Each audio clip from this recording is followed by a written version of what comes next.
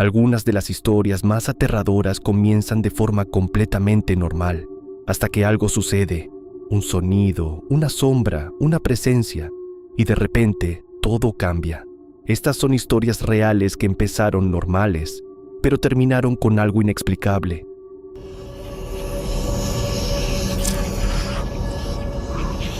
Historia 1.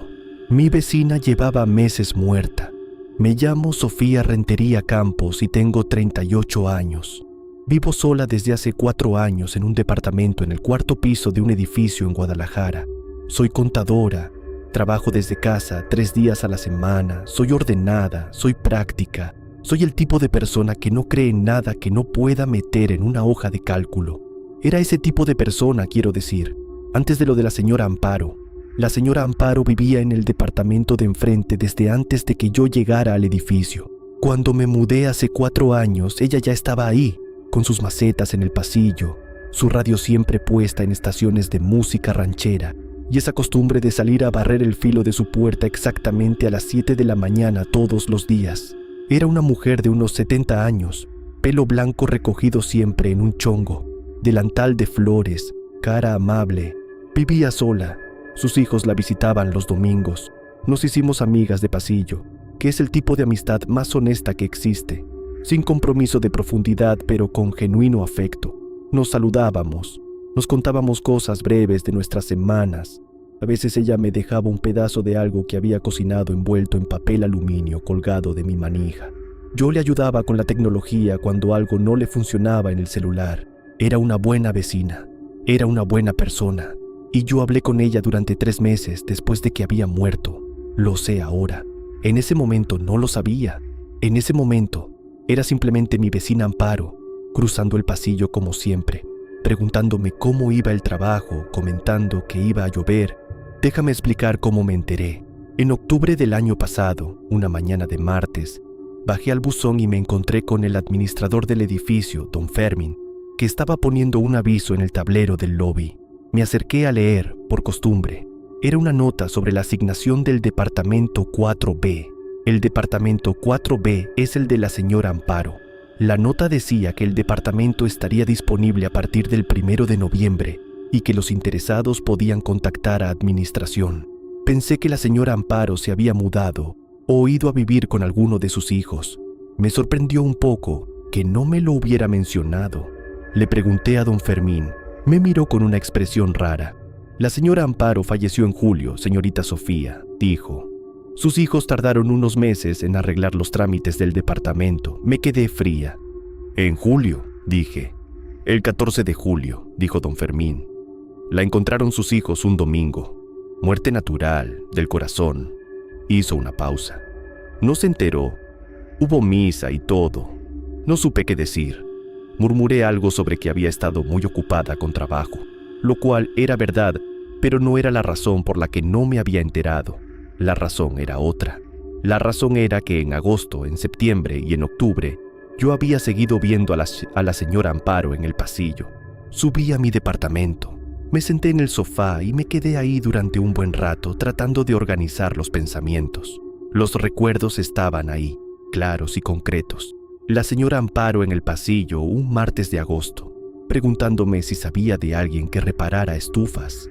La señora Amparo en septiembre, comentando que sus rodillas estaban mal con el frío.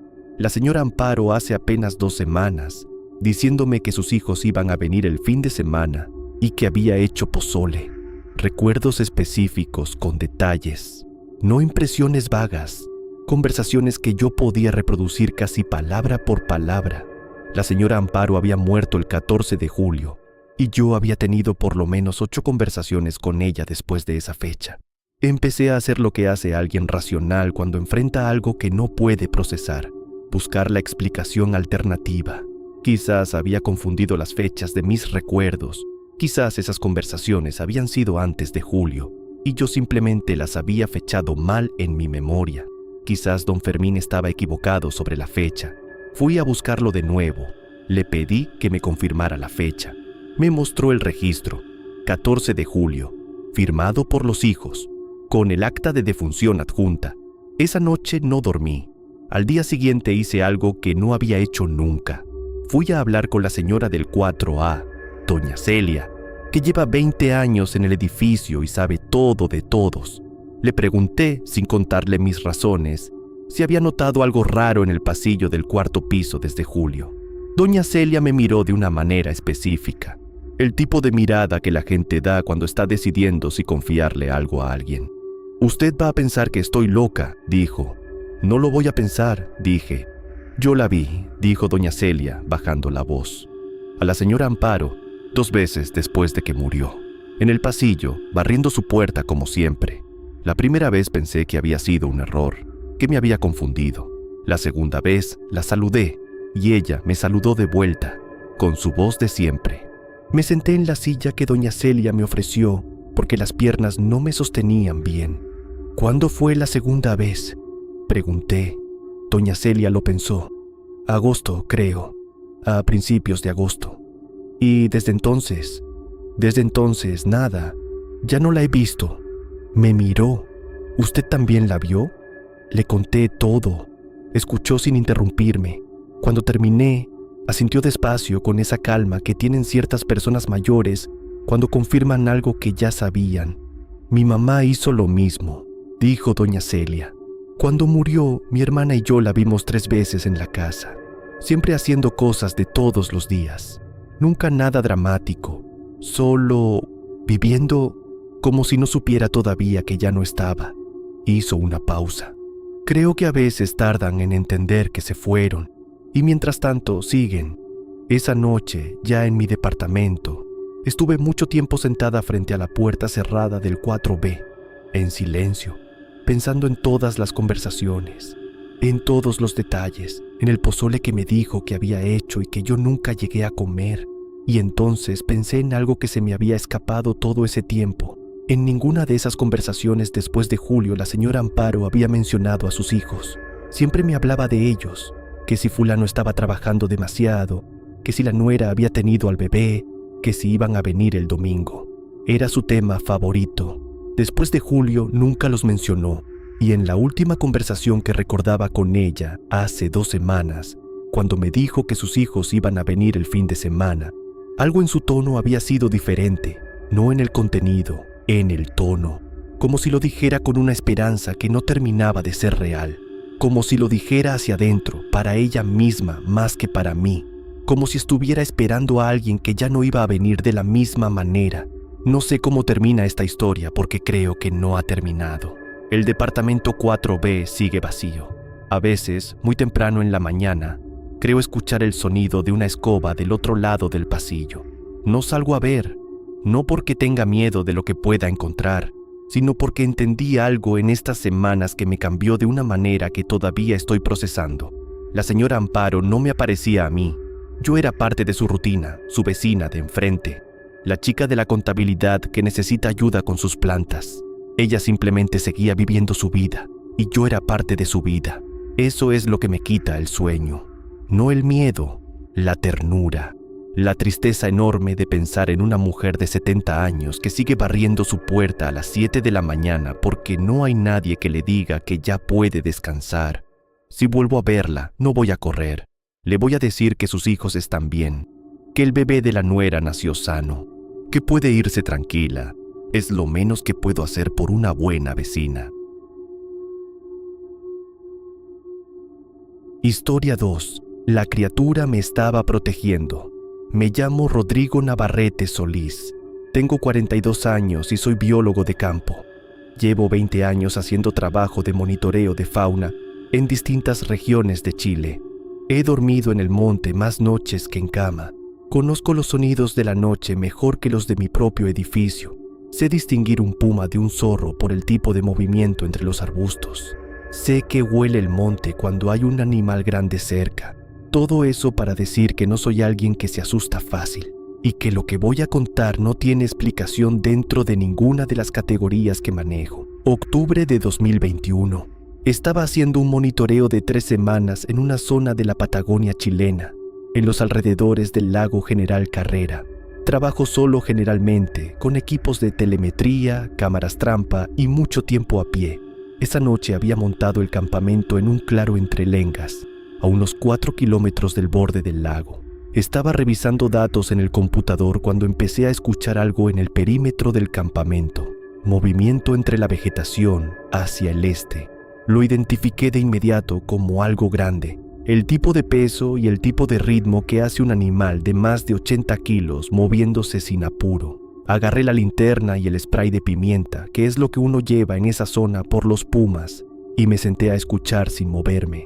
Protocolo básico: no correr, no hacer movimientos bruscos, esperar a que el animal evalúe y decida que uno no es interesante. El movimiento se acercó, se detuvo. Calculé que estaba a unos 15 metros, justo fuera del alcance de mi linterna frontal, y entonces hizo algo que ningún puma hace. Se sentó. No me atacó, no se fue, se sentó. Podía escuchar el peso del cuerpo acomodándose en el suelo. Y después, silencio. Un silencio de animal que está quieto pero completamente alerta. Estuvimos así unos 20 minutos. Yo sentado en mi silla de campo, la cosa sentada en la oscuridad. Procesé opciones. No era puma. El comportamiento no cuadraba. No era huemul. Demasiado peso en el movimiento. Y los huemules no se quedan quietos así. No era jabalí. Los jabalíes no existen en esa región. No encontré categoría disponible.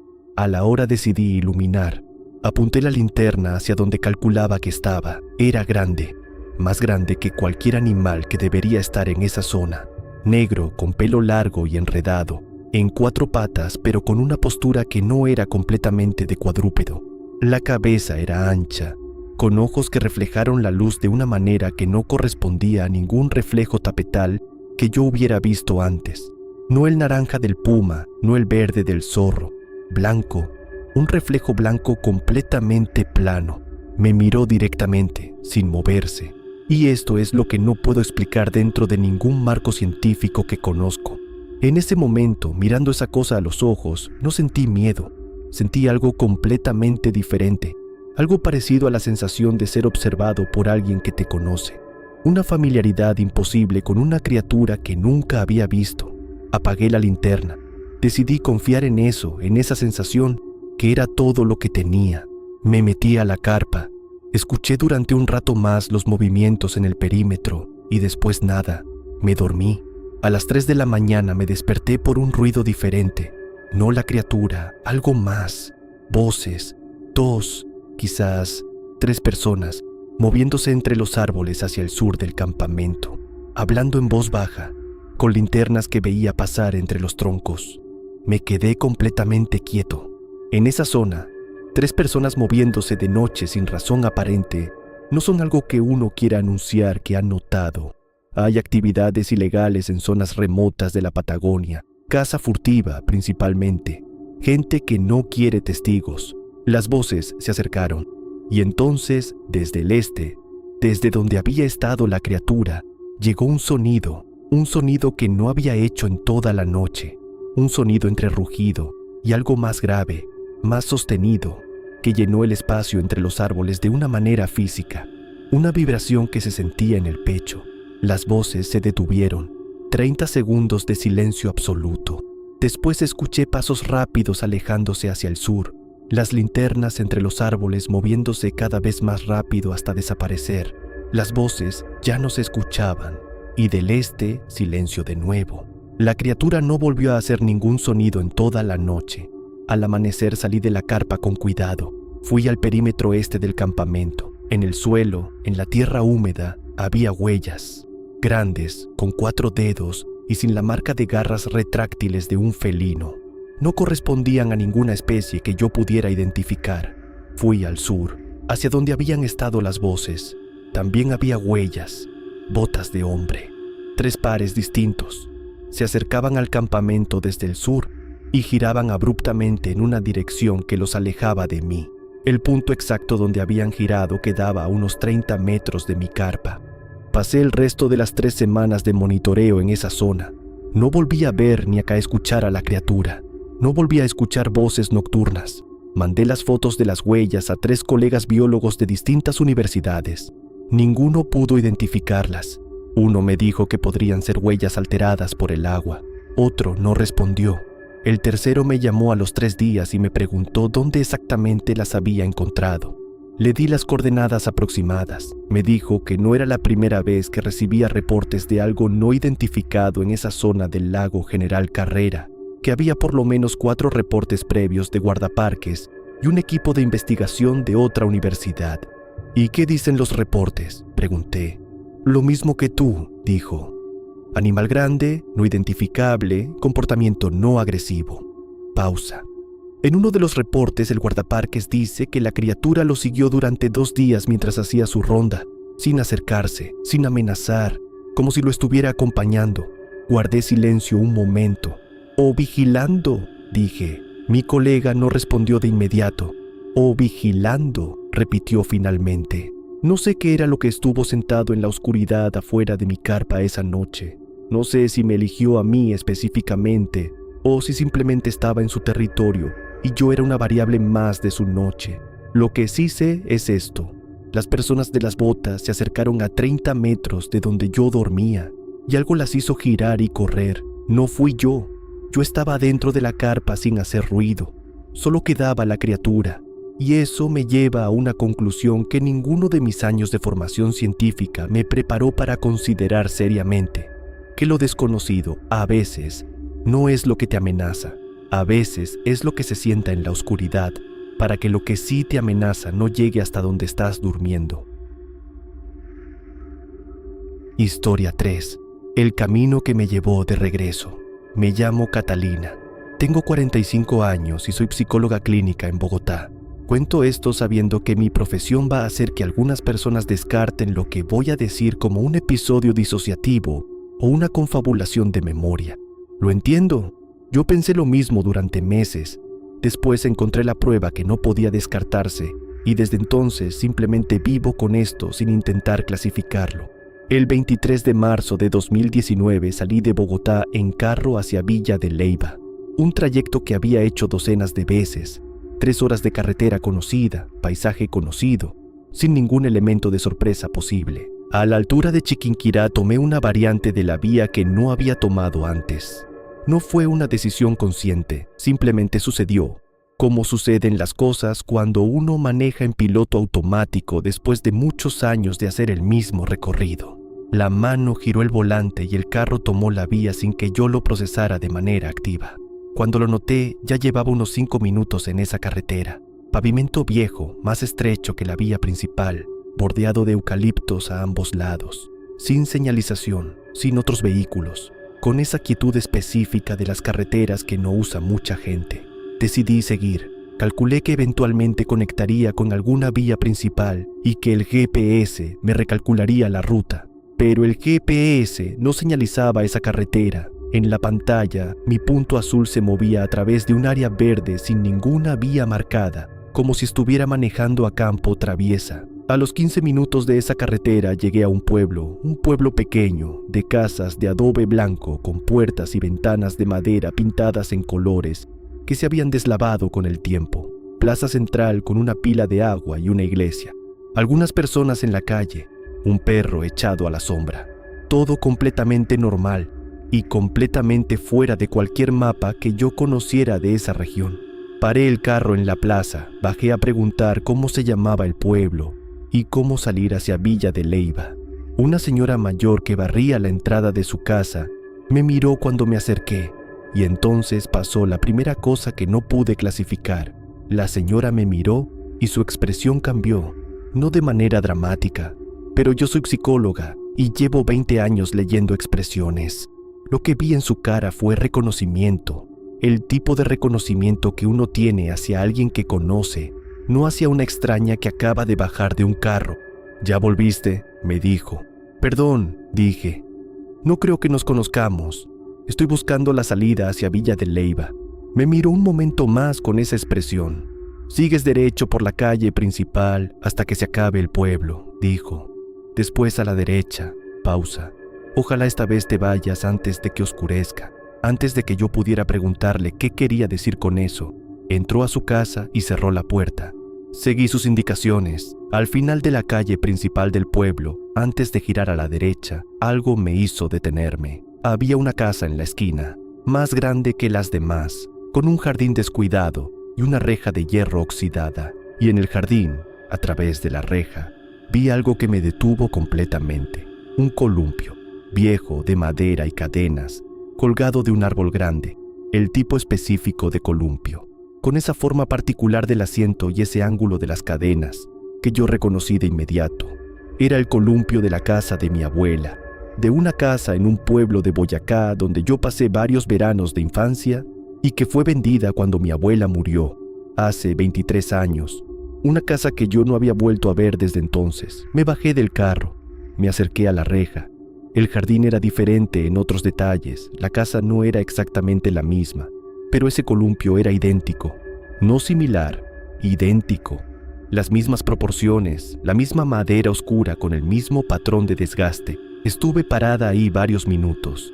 Después tomé fotos con el celular, volví al carro, giré a la derecha como me había dicho la señora, y a los 10 minutos estaba de regreso en la vía principal hacia Villa de Leyva, como si el pueblo nunca hubiera existido.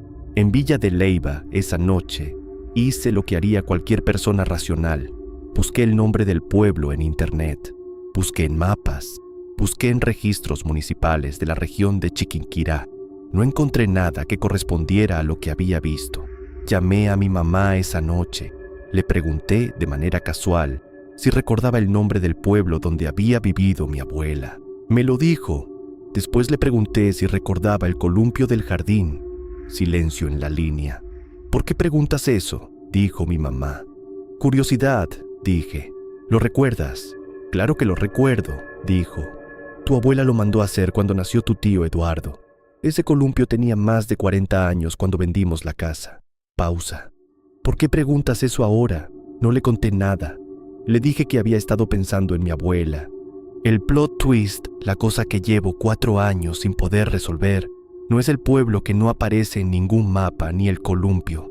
Es lo que encontré cuando revisé las fotos que tomé. Las fotos del jardín y del columpio existían en mi rollo, nítidas, bien iluminadas, completamente claras. Pero en la esquina superior de una de ellas, por encima de la reja, mirando hacia la cámara desde el jardín, había una figura, una niña de unos 8 años con un vestido que reconocí porque existe en un álbum de fotos en casa de mi mamá. Era yo, tenía 8 años y estaba parada en el jardín de un pueblo que no existe, en un día de marzo de 2019, mirando directamente a la cámara de un celular. Guardo esa foto en una carpeta que no comparto con nadie. La miro a veces. Intento encontrar la explicación técnica, el error de la cámara, la sobreexposición, la pareidolia. Siempre termino viendo lo mismo. Una niña de 8 años que me mira desde un lugar al que llegué sin querer y del que salí justo antes de que oscureciera. Historia 4. El paciente del cuarto 7. Soy enfermero de urgencias. Llevo 15 años trabajando en el hospital más grande de Monterrey y he visto de todo. He visto cosas que la gente de afuera no imagina que existen fuera de las películas. He visto el momento exacto en que alguien deja de estar vivo. He visto personas recuperarse de cosas de las que nadie debería recuperarse. Después de 15 años pensé que ya nada podía sorprenderme dentro de esas paredes. Me equivocaba. Hace 2 años, un martes de noviembre, ingresó al área de urgencias un paciente en estado de confusión severa. Hombre, aparentemente de unos 50 y tantos años, encontrado en la calle por una patrulla, sin identificación, sin celular, sin ningún documento encima. Lo ingresamos como en N, procedimiento estándar, y lo pusimos en el cuarto 7 para estabilizarlo y esperar a que pudiera dar información. Me tocó a mí la guardia de ese cuarto esa noche. El paciente estaba sedado durante las primeras horas. A las 2 de la mañana abrió los ojos, lo noté en el monitor y fui a revisarlo. Estaba consciente, orientado en tiempo y espacio, sin los signos de confusión que había tenido al ingresar. Le pregunté cómo se sentía. Me dijo que bien. Le pregunté su nombre. Dudó un momento antes de responder, como si estuviera eligiendo qué decir. «Puedes llamarme como quieras», dijo. Raro, pero no alarmante. Hay pacientes que no quieren dar su nombre por distintas razones. Seguí el protocolo. ¿Sabe dónde está?, pregunté. «En urgencias», dijo. «Cuarto 7». Me miró directamente. «Siempre el cuarto 7». No supe qué quería decir con siempre. Seguí revisando sus signos. «¿Tiene alguien a quien llamar?», pregunté. Me miró durante un momento que se extendió más de lo que debería. Sí, dijo, pero esa persona no sabe todavía que necesito que me llamen. Pasé al siguiente punto del protocolo y dejé que descansara. A las 4 de la mañana volví a revisar el cuarto 7. El paciente estaba despierto, mirando el techo. Cuando entré, giró la cabeza hacia mí. ¿Cuántos años llevas trabajando aquí?, me preguntó. 15, dije sin pensar. Asintió, como si eso confirmara algo que ya sabía. Yo llevo 13, dijo. Me detuve. ¿Usted trabaja en este hospital?, pregunté. ¿Trabajé?, dijo. En urgencias. Cuarto 7 era mi cuarto favorito. Buenos recuerdos. No era una información que un paciente anónimo debería tener sobre la distribución interna del área. El cuarto 7 no tiene ningún letrero especial. No está mencionado en ningún material visible desde la camilla. Me senté en la silla junto a su cama. Algo me dijo que me quedara. ¿Cómo sabe eso del cuarto 7?, pregunté. Me miró, y en esa mirada había algo que no puedo describir con precisión clínica. No era la mirada de alguien confundido. Era la mirada de alguien que está cargando algo muy pesado y está evaluando si puede soltarlo. Porque hace 2 años, en este cuarto, a las 4 de la mañana, un enfermero de urgencias se sentó en esa silla y me salvó la vida, dijo. ¿Cómo?, dije. Notó algo en el monitor que todos los demás habían pasado por alto. Una arritmia que parecía menor pero que no lo era. Lo notó porque era bueno en su trabajo y porque se tomó el tiempo de sentarse y mirar en lugar de solo hacer el protocolo y seguir. Pausa. Si no lo hubiera notado, yo no hubiera llegado a la mañana. Me quedé en silencio. ¿Y usted era ese paciente?, pregunté. No, dijo. Yo era ese enfermero. El cuarto se quedó muy quieto. No entiendo, dije. Sé que no entiendes, dijo. Yo tampoco entendía cuando me pasó a mí. Se incorporó ligeramente en la cama. Escúchame, en los próximos días va a ingresar a este hospital un paciente al que le van a asignar el cuarto 7. Va a ser un hombre de mediana edad, sin identificación, encontrado en la calle. Va a tener una arritmia que va a parecer menor en los primeros estudios. ¿No lo es? Tienes que notarlo antes de que llegue a paro. Me levanté, fui a la puerta. La cabeza me daba vueltas. Necesita descansar, dije, con la voz más profesional que pude encontrar en ese momento. Voy a buscar al médico de guardia. Ya lo sé, dijo. Pero antes de que vayas, busca en tu bolsillo izquierdo, el del pantalón del uniforme, el que usas para guardar el bolígrafo extra. No sé por qué lo hice.